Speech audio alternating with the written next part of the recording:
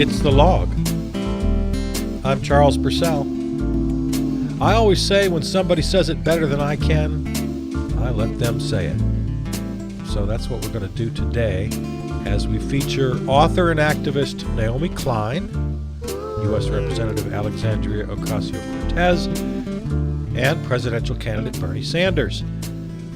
The three of them, among others, spoke at a large summit in Iowa last weekend, and we're going to play you that tape. First up, Naomi Klein. We pick it up just after her opening thank yous.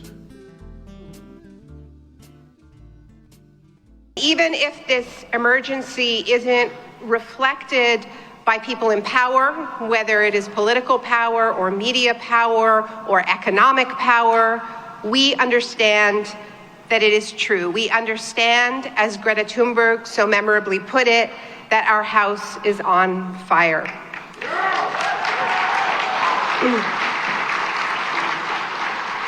So that is what I'm going to talk to you about today. I'm going to talk about fire. So are you feeling fiery? Good. I'm glad you are. Because I want to talk about three different kinds of fire. I want to talk about the fires of climate disruption. I want to talk about the fires of hate that are also surging. And then I want to talk about the most important fire, which is our fire, okay? It is our fire, the fires that we are kindling here in Iowa and across the country and in people's movements like this one that are spreading like wildfire around the world, from Hong Kong to Chile to Lebanon. People's movements that are coming together to put out those other flames, those flames that are both fueled by greed. So are you with me? All right. We got to get through those other two fires first, okay? Those climate fires. And I know you're here because you understand this. You don't need much convincing.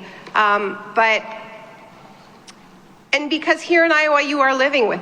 You're living it with drought, with the disruption of growing patterns. And of course, you are dealing with it with flood after flood after flood. And in other parts of the country, they are dealing with record-breaking hurricane after record-breaking hurricane, pounding them again and again and again, whether it's Florida or Puerto Rico or Texas. And the state of California is once again battling historic wildfires. And just yesterday was 1 year since the Paradise Fire, the Camp Fire, the deadliest fire in the history of the state, which killed 86 people and destroyed around 19,000 structures. So this is just the barest glimpse of a world on fire, where these kinds of disasters are already stealing many thousands upon thousands of lives and forcing millions to leave their homelands. 1 year ago, the Intergovernmental Panel on Climate Change told us that we must keep warming levels below 1.5 degrees Celsius, because we are already seeing this kind of unraveling of our natural systems with just 1 degree warming. And they said that it is technically possible to do with existing technologies, but it is really hard.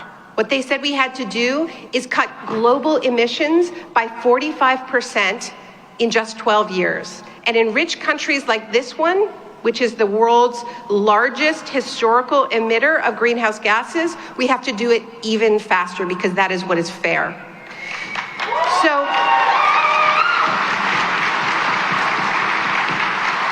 So they said it is possible, but in the summary of their report, they said it would take unprecedented, this is a quote from climate scientists, not the Sanders campaign, unprecedented transformation in virtually every aspect of society.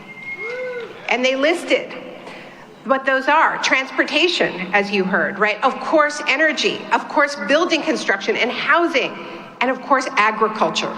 The building blocks of our society are built around fossil fuels. It requires fundamental transformation, not tinkering around the edges with technocratic solutions, right? We have to understand this.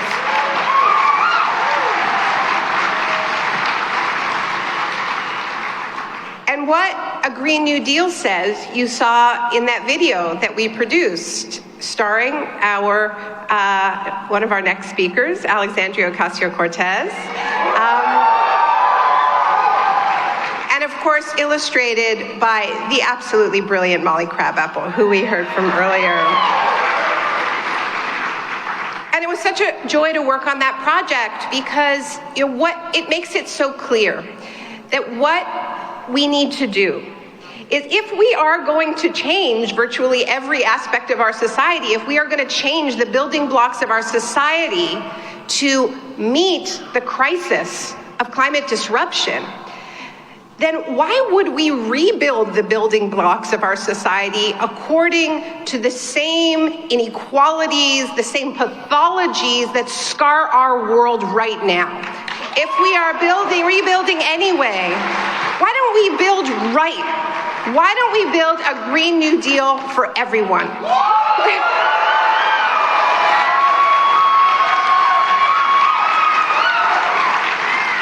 And of course, we understand, right, that when these climate disasters hit, whether it's in Iowa or whether it is in California or whether it is in New Orleans or whether it is Puerto Rico or whether it is Somalia, when these crises hit, it isn't just the weather that makes them lethal, right? It is the intersection of this heavy, unprecedented weather with a public infrastructure that has been allowed to erode and collapse. Maybe it's been attacked by war. Maybe it is because of a legacy of colonialism, as in Puerto Rico. Maybe it is because of racism and neoliberalism and colonialism. But what we know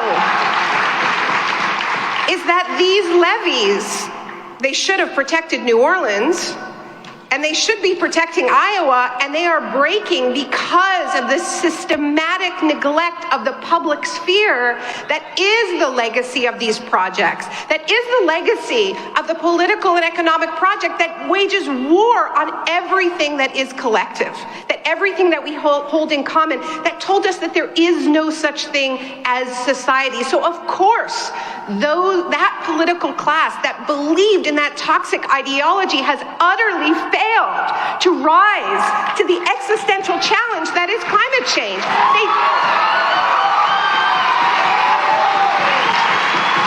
They don't believe we can do things together. They believe all we can do is shop for a different world. Of course they have failed, and they are fired. It is our turn now.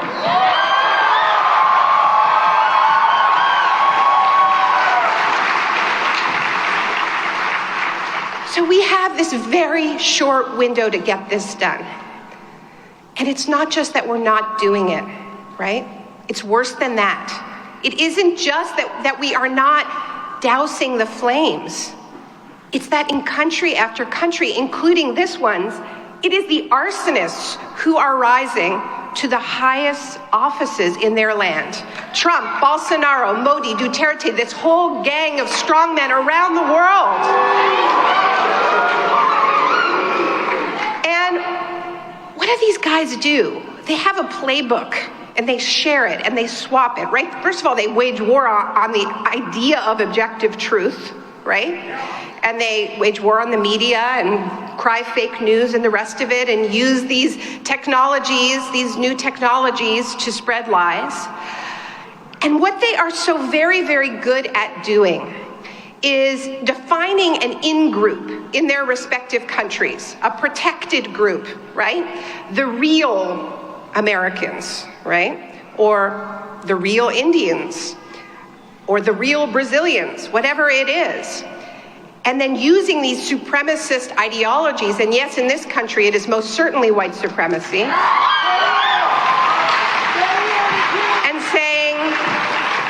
Okay, these are the out groups. These are the out groups inside our countries and at the borders trying to get into our countries. And they pit everybody against each other, right?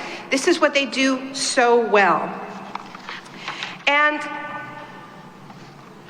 what I think we really have not really grasped yet is how these two fires are related to one another. That it isn't a coincidence that at this moment when the climate crisis becomes impossible to deny, when it is no longer this crisis off in the distance but is banging down our doors, that at this very moment, these figures who are so expert in the art of division, right, in the craft of spreading hate, come to power in country after country, and they feed off of insecurity. The insecurity that is the legacy of that 40-year or longer project of neoliberal austerity that has attacked labor standards, that has attacked social safety nets, that has spread insecurity like wildfire, and they have said to those in-groups, you will be protected. We will protect you against the people least responsible for this. That is their recipe. But they're also tapping into the ecological fear that we all feel. And look, I don't care if people say that they believe or they don't believe in climate change.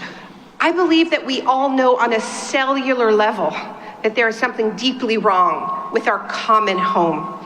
And that is spreading a profound sense of insecurity that is now being exploited by the right? And they are offering their toxic so-called solutions.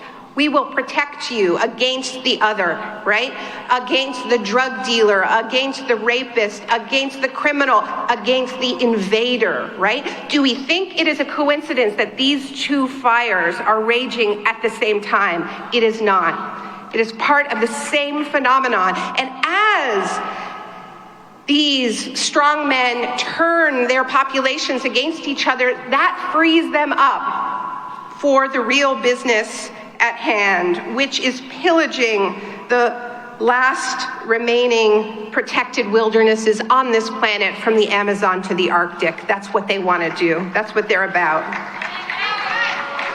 And that, of course, fuels those planetary fires, right?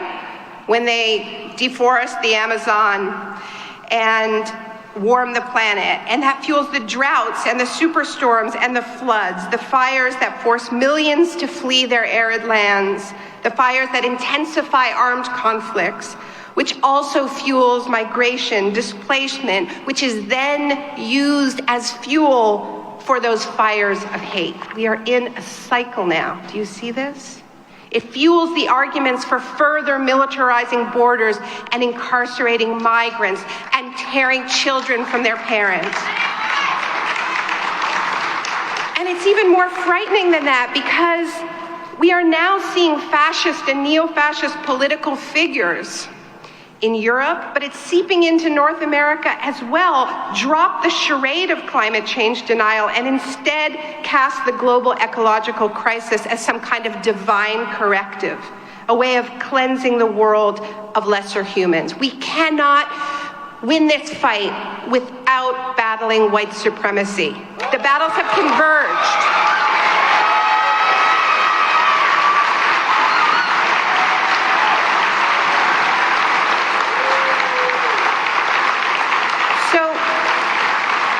These are the stakes of our historical moment. It is not just about things getting hotter and wetter, though it is about that too.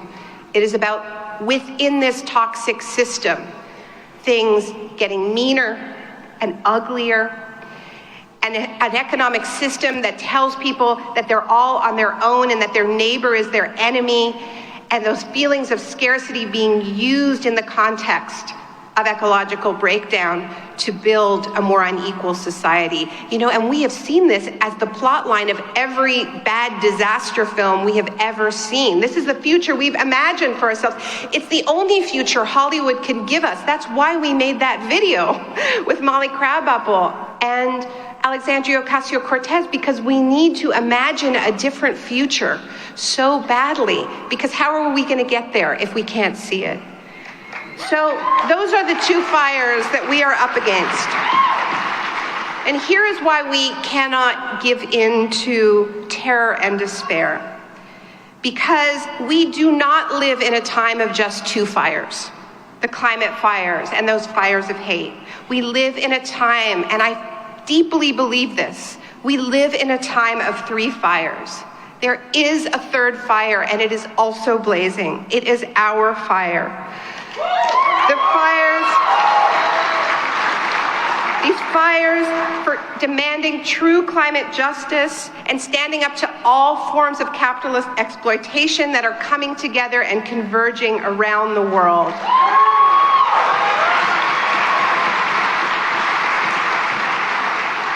And what is so exciting about the Green New Deal is that it is a battle for putting out both of these fires. It is a plan to get our emissions down to zero, to get to 100% renewable energy. But it is also a plan to attack those feelings of insecurity, to put in a floor for people, to say you all have a right to education, to housing, to healthcare. And this is what spreads scarcity and allows people to feel that they're actually in this together. This is not an add-on. It is not a laundry list of everything the left has ever wanted. This is a holistic vision in a time of overlapping and intersecting crises. Our fires are the fires of the youth climate strikers, who had 7 to 8 million people out in a single week, the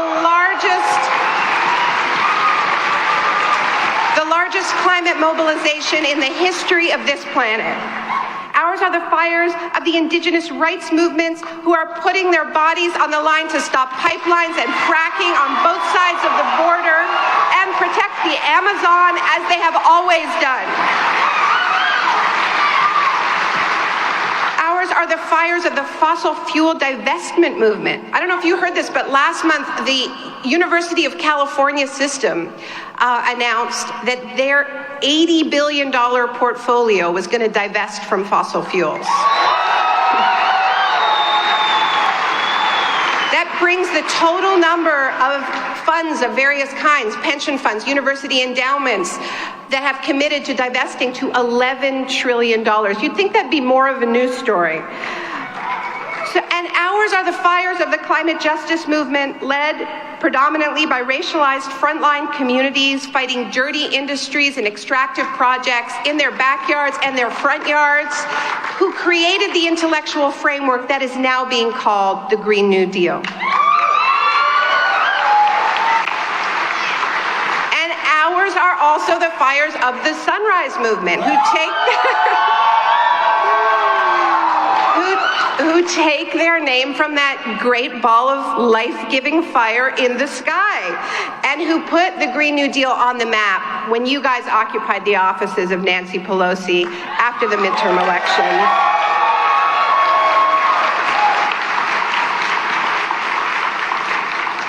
So yes, the Green New Deal is guided by science, but it also recognizes that in this moment of multiple fires, of overlapping and intersecting crises, we cannot play my crisis is bigger than your crisis. First we save the planet, then we'll deal with racism, then we'll deal with economic inequality with a little, maybe we'll just have a carbon tax. No, this is a plan for the next economy now, and everybody is included.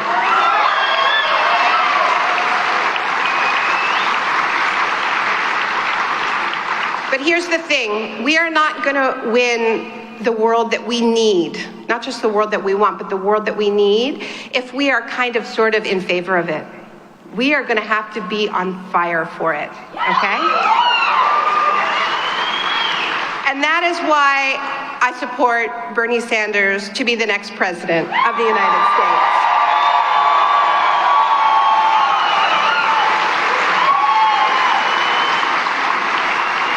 Because Bernie understands that this is the fight of our lives, and yeah, we are up against powerful forces. And that means we need to organize an incredibly powerful movement to stand up to those forces. I could sit here and tell you why Bernie's Green New Deal plan is better than all the other candidates, and it is by far, but that is not even the real reason why I support Bernie for president. I support Bernie because there's no point in having a good Green New Deal plan if you're not building the movement to win it.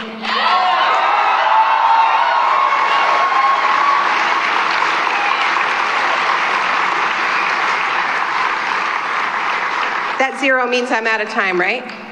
I couldn't actually see it. Am I out of time? Can someone tell me? All right. All right. I don't know if I'm out of time. I'm just going to end with a little bit more fire for you guys, okay? Now, the kind of fire that we need to find in ourselves is not the fires of destruction and annihilation that we have seen in California, that we have seen in the Amazon, these fires that leave scorched earth behind. Fire is also a life-giving force. And for millennia, indigenous people have used fire to clear away debris, to clear away dead wood and make room for new growth. And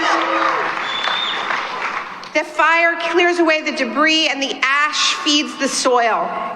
And it prevents those wildfires that are so destructive.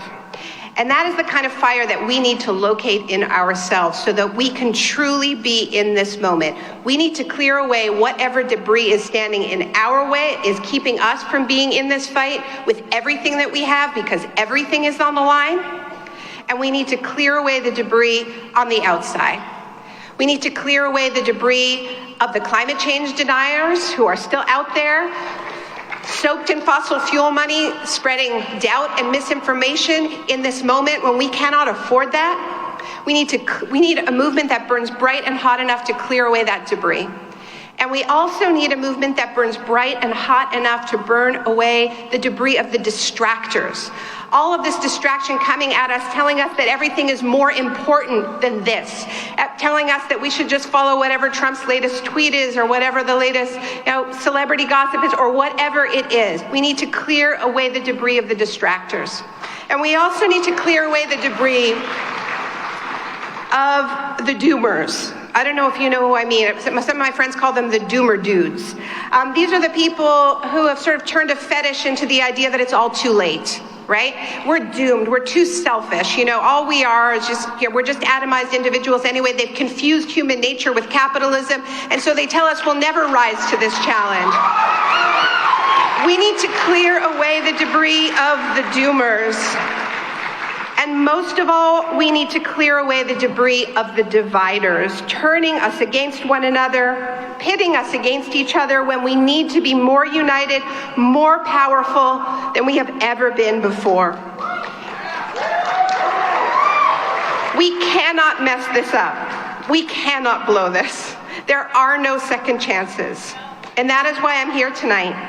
In 2016, I supported Bernie by writing a couple of articles, but I kept my distance. I am not keeping my distance now.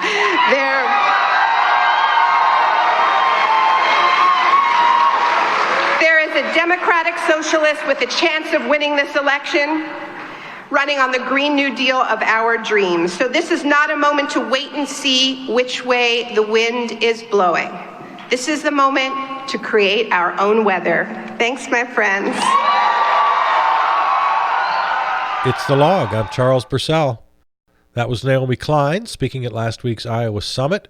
Now, a portion of the remarks of Alexandria Ocasio-Cortez, who will then introduce Bernie Sanders. The thing is that Trump is a symptom. He is a symptom of much deeper problems.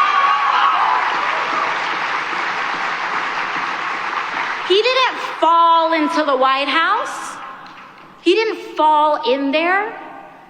He was elected, which means we've got deeper issues to deal with, because there was a lot of discontent leading up to that moment. So there is no way that we're going to get through this moment without guaranteeing health care to every American. We Because here's the thing, is that we can beat him, but we have to vaccinate ourselves against something like this ever happening again. And the way we inoculate ourselves from late-stage, hyper-capitalistic concentration of wealth among the very, very few is with a labor movement. The way we inoculate ourselves from continuing to burn up our planet at unsustainable level, triggering feedback loops that we have not even begun to comprehend, is by honoring indigenous wisdom and allowing it to guide our climate policy.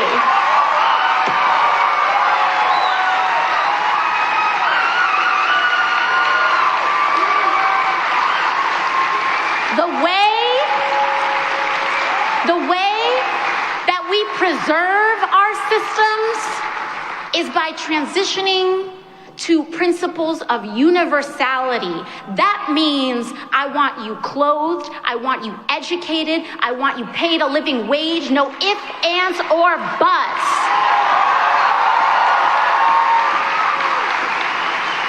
And what that also means, and what Naomi talked about as well, is directly, consciously combating white supremacy in the United States of America.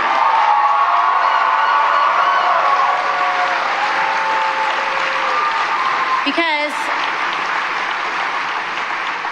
I, for the life of me, cannot understand why we get so panicked about terrorist activity all over the world, and we don't seem to recognize it in our own backyard.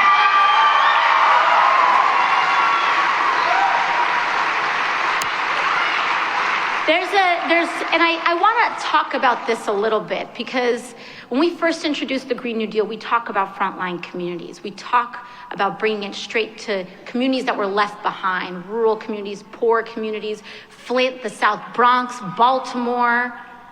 We talk about putting these communities first, and one of the first things that we heard from folks is just worry about the solar panels, leave the social justice stuff behind, always. And it's funny how that's always the case. We're always telling people, and somehow the big consultants are always telling you that, race makes everything complicated, or talking about poverty makes everything complicated. It was almost a taboo word to talk about poverty in Washington, D.C. The reason for that, and I want to tell you a little story, is one of the things that we know too is none of these policies are that new. We have done this before. But let me tell you a little story about how these systems got dismantled. Because we started to treat housing as a right and developing robust, beautiful, invested public housing in the United States. We treated college education as a right. It was free or virtually free to all Americans until when? In New York City, we had a system, CUNY, and it was virtually tuition free. When did they start charging tuition? When schools and colleges began to get integrated. When racial integration came to many of our institutions of higher education, we then started to transitioning to economic discrimination. So when we talk about establishing systems of universality, anti-racism is a very important part of that.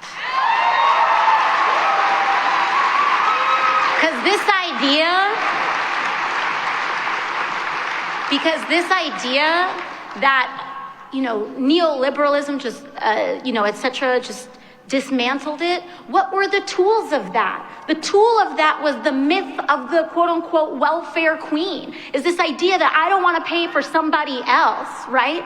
But that is coded, that is layered. We're not paying for anybody else. This is for us. We are owning these systems. They are public systems. It's not a handout. We built this. This is ours.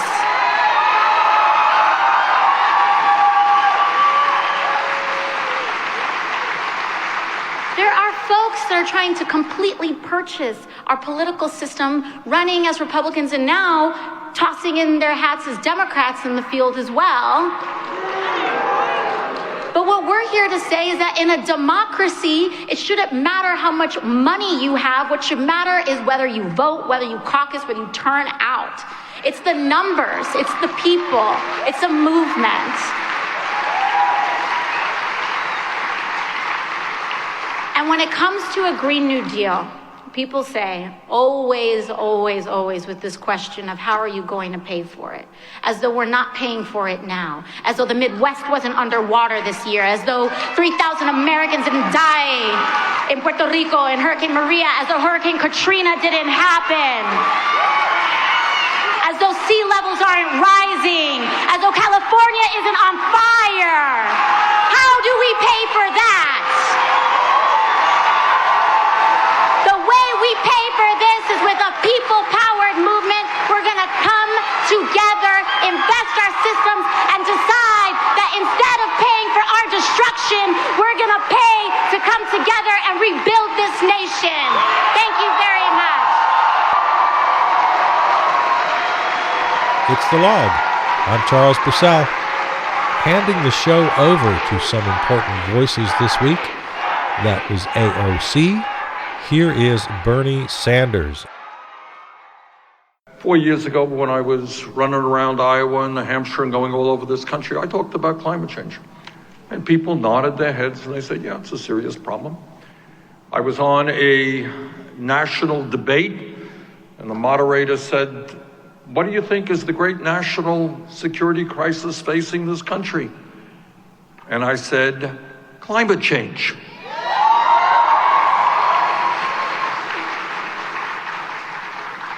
People kind of didn't fully appreciate that answer.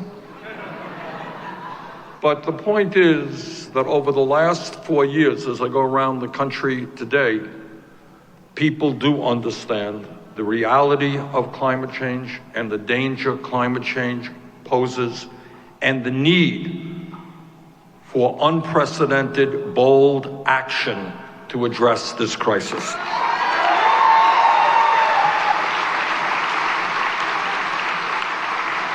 I wish from the bottom of my heart, I really do, that I could tell you that, we don't need aggressive, unprecedented action. A little bit of stuff here and a little bit of stuff here, we can solve the problem. But if I told you that, I would be lying to you and I would be betraying my kids, my 7 grandchildren, and future generations. Brothers and sisters, we have a major global crisis in front of us, and we are going to need unprecedented action in order to address it.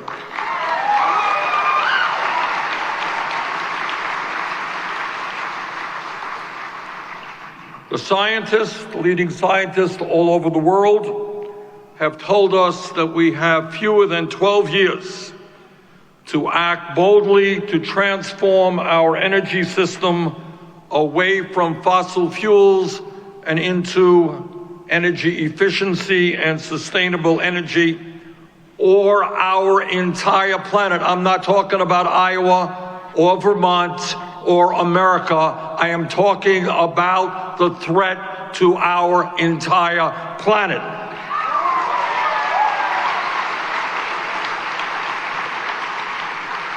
And from a moral perspective, we cannot turn our backs on future generations. We have a moral responsibility to make certain that the planet we leave our children and grandchildren is a planet that is healthy and habitable. That is not a choice. That is what we have got to do.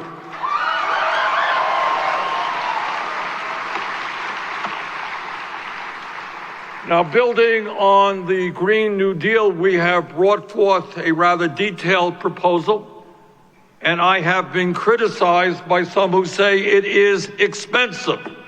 Well, they're right, it is. It's $16 trillion over a 10-year period. That's a lot of money.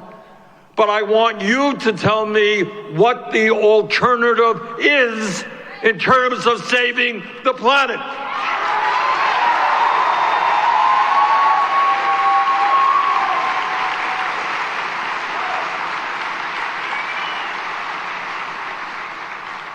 There was a piece today in the New York Times, and scientists have been talking about it. Good piece in the New York Times today. And it said that the scientific community has underestimated the speed at which climate change is causing havoc in the planet. Underestimated it. So we got a choice out there. Here's the choice. We can listen to people like Trump and the fossil fuel industry who deny the reality of climate change. And as all of you know, I disagree with Trump on everything. That's an understatement. But on this one, he is threatening the well-being not only of our country, but the entire world. So obviously, unlike Trump, we listen to science. That's one. And then there are other people out there who say, well, Bernie, you know, climate change is real, no question about it. But we have to be realistic. You know, we can't spend this much. We can't do that. It's too disruptive. Well, I think when the future of the planet is at stake, we have got to be bold and aggressive. We have got to tell the fossil fuel industry that their short-term profits are not more important than the future of our planet.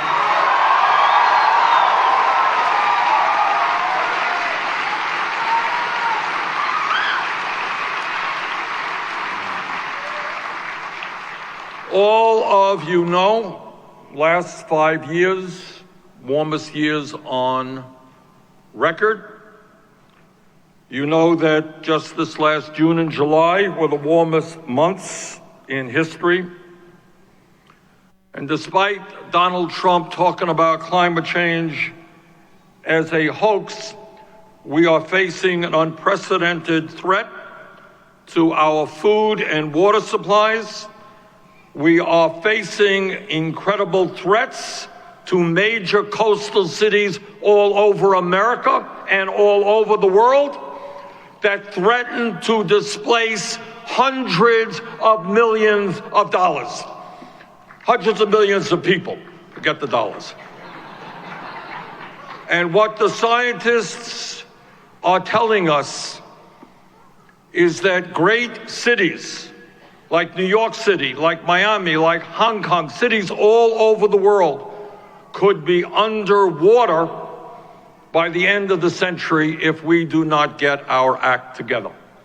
So what we are here to say is we have an unprecedented global crisis, and the leadership of the United States of America should not be denying that reality. It should be bringing the entire world together to address it.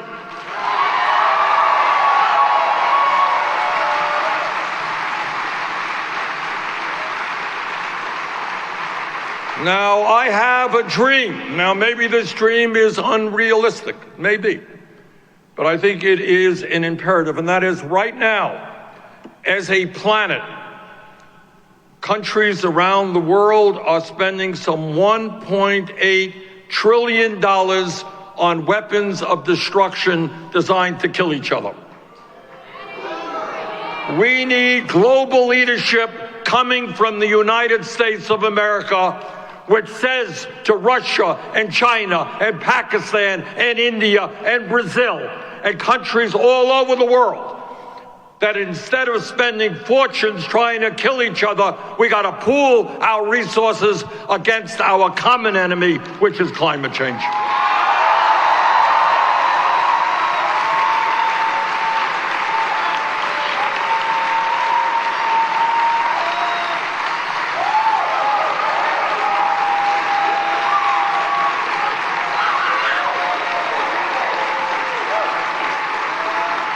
And when I look at the young people here in the Sunrise Movement,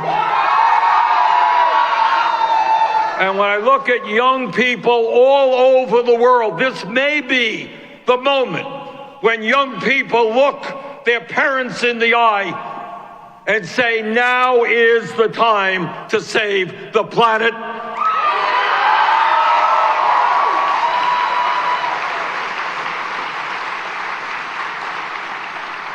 Being here in Iowa today, and we can make the same case in every state in this country. But in Iowa, if we do not get our act together, the number of dangerously hot days in this state, where the heat index is 100 degrees or higher, is estimated to jump from 5 days a year today to 40 days a year by 2050. Do you know what that means to the people of the state, to agriculture, to the economy? Scientists expect the number of days above 90 degrees in Iowa to nearly triple by the middle of this century. And let's talk about not only heat and its impact on agriculture or all of our lives or human mortality, let's talk about floods. From the summer of 2018 to the spring of this year, Iowa set a record for rain and snow with over 50 inches of precipitation, the wettest since 1895, causing a record-breaking $2 billion in damages. 7 of the 15 biggest floods in Davenport's history have taken place over the last 10 years. Unless we get our act together, total rainfall in the Cedar River Basin, covering 1/3 of Iowa, is projected to double by 2050 from more intense storms as a result of climate change. And let's be clear, these floods are already causing serious economic pain to Iowa's farmers. In 2013, about 700,000 acres of highly productive Iowa farmland went unplanted because of muddy conditions. In just one spring in 2014, Iowa lost nearly 14 million tons of soil from its cropland due to a series of major storms. This year's flooding and overly wet conditions from climate change meant that over 19 million acres of land were left unplanted throughout the United States.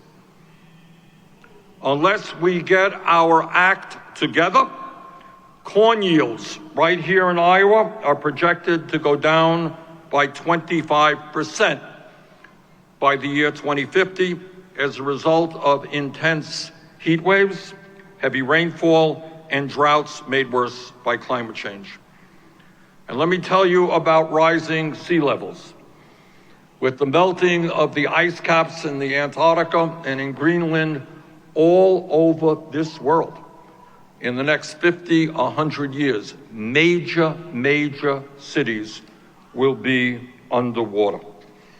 Since the year 2000, the top 10 natural disasters in this country, including Hurricanes Katrina, Harvey, Maria, and Sandy, cost over $660 billion in damage and over 5,000 human deaths. So that is where we are. We are in a moment in history which is unprecedented, a moment in which the future of the entire planet is at stake. And we have the moral responsibility now to stand up and say, we will save this planet for our children and our grandchildren.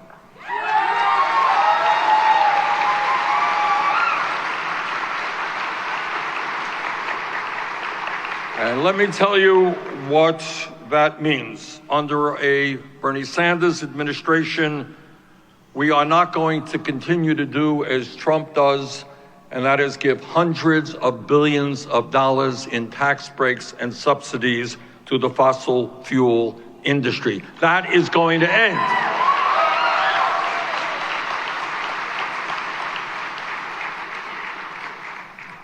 And we are going to make sure that our administration meets the recommendations of climate scientists by moving to 100% renewable energy for electricity and transportation by 2030 and decarbonizing our economy by 2050.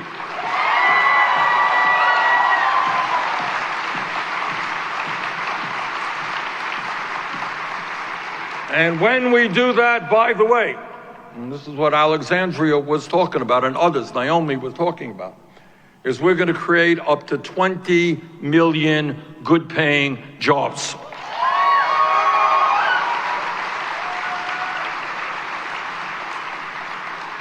Under the plan that we have brought forth, which is the most comprehensive climate change plan ever brought forth by any presidential candidate, in fact, by any candidate for federal office. We will be making an historic $16.3 trillion investment in sustainable energies like wind and solar. We'll be investing in manufacturing, infrastructure, and research and development. And when we do that, these kinds of investments will be of enormous consequence to the economy of Iowa and the economies of every state in this country.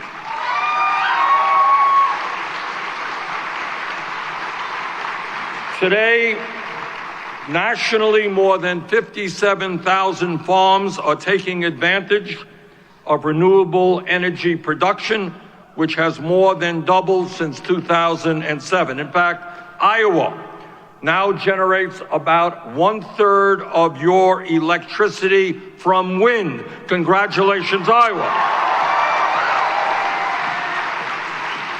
And that is good, but we have got to do better in Iowa and all over this country.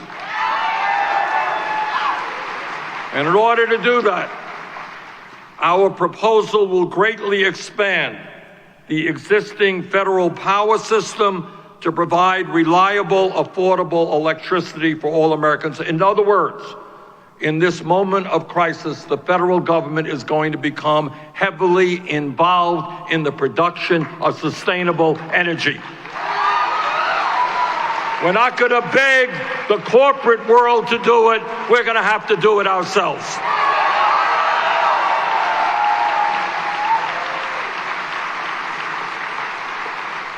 We will use our existing energy-producing agencies to expand wind, solar, energy storage, and geothermal power plants, and fully eliminate fossil fuel energy sources.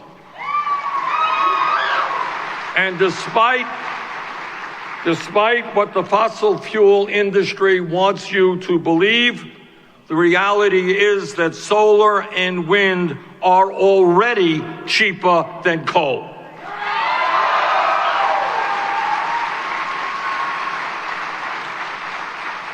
And I got to tell you that it is really an embarrassment as I go around the country to states like Arizona and Florida, states which have Puerto Rico, places which have enormous potential for solar, and to understand that the fossil fuel industry has fought tooth and nail to prevent these states and territories from moving to solar. Well, when we together are in office, that dynamic is going to change.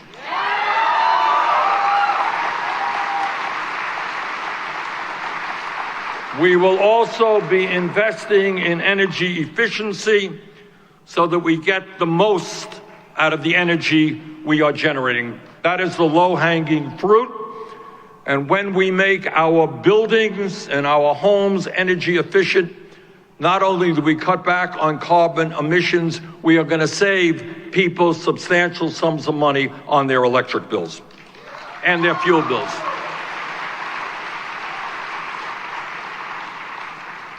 And furthermore, we will build a resilient, secure, and energy-efficient smart grid. And that means requiring that new construction and existing commercial buildings meet tough energy efficiency and electrification standards. And it means aggressively weatherizing homes and businesses in a way that will let us reduce residential energy consumption by 30%.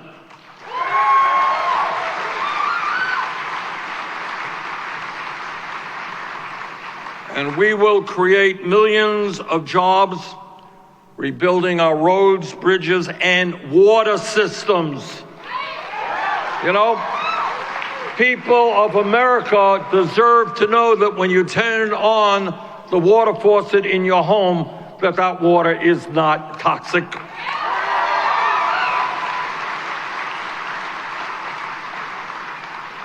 And we will protect the right of all workers to form a union without threats of intimidation from the corporate elite.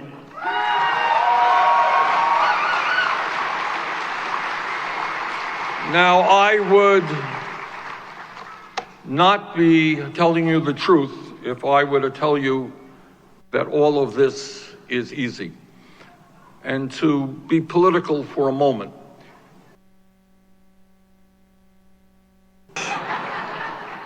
is look, what we are trying to do here in this campaign is not only defeat Trump, what we are trying to do is to transform this country. And what we understand and why the message of our campaign is us, not me, is we understand perhaps uniquely of all the presidential candidates that no president of the United States, not the most honest and well-intentioned, can do it alone. And what Alexandria was talking about, and what our campaign is about, is the need to build an unprecedented grassroots movement of working people, black and white and Latino, Native American, Asian American, gay, straight, immigrant, native born. And we need that movement. We need that movement because if anybody here thinks that taking on the greed and the corruption of the corporate elite is going to be easy, you're wrong. I'm a United States Senator, and I deal with these guys every single day. They have extraordinary power. We're fighting for a Medicare for all single-payer system. And right now, because the industry made $100 billion in profits last year, they have endless amounts of money to spend on TV ads right here in Iowa, lying about what Medicare for all will do. We're taking on Wall Street, who are charging you 20, 25, 30% interest rates on your credit card. We're taking on the pharmaceutical industry, which is charging us the highest prices in the world for prescription drugs. We're taking on the military-industrial complex,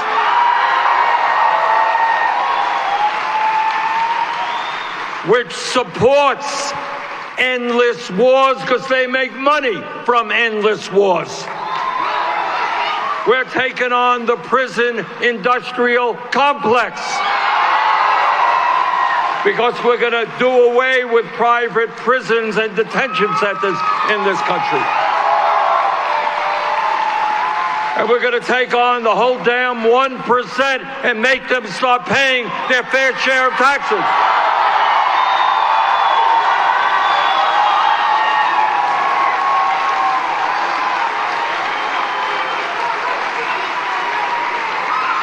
I say all that, I say that to you because this is an unprecedented campaign. I'm not running just to be president. I'm not running just to beat the most dangerous president in history.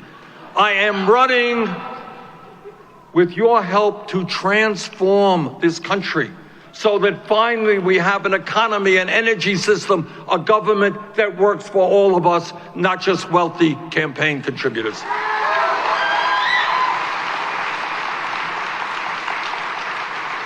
So our campaign, and I want you to understand this. Do you think that as president, I sit down with the fossil fuel industry and I say, hey guys, as Naomi was saying before and others were saying, you have known for decades that the product, the carbon you are producing is destroying this planet. Stop it. Be nice guys. Be responsible citizens. Do the right thing. Move your resources to energy efficiency and sustainable energy. And you think these guys are going to say, Bernie, you made a very convincing argument. We hadn't thought of that before. Wow, why didn't we think of that? Yeah, tomorrow, that's what we're going to do. We're getting out of oil and gas and coal. No more fracking. We're going to start investing in solar and wind. It doesn't happen like that. The only way that real change ever takes place, has ever taken place, is when millions of people stand up and are prepared to fight for justice.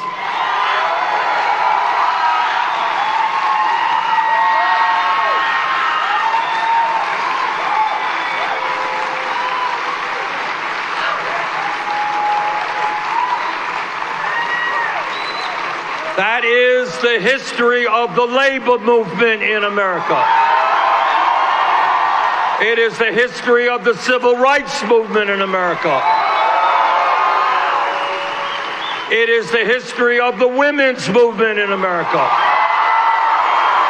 It is the history of the gay rights movement in this country. And that is where we are right now. That is where we are right now at an unprecedented moment, not only in terms of climate change, but in terms of this country moving to an oligarchic form of society. So today, what we are saying to the fossil fuel industry in particular, but to the entire corporate elite, this country and our future belong to all of us, not just a handful of billionaires.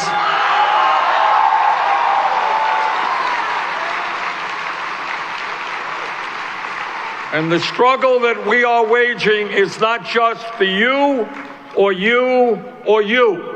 This is for our kids and future generations. This is a struggle we cannot afford to lose. Thank you very much. There you go.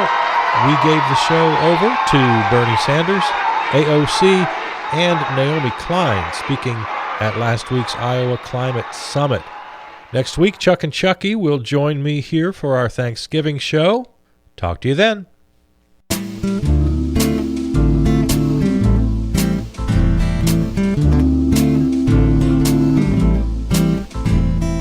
This episode of The Log is available right now wherever you find your podcasts, including Apple Podcasts, iHeart, YouTube, and the podcast Source.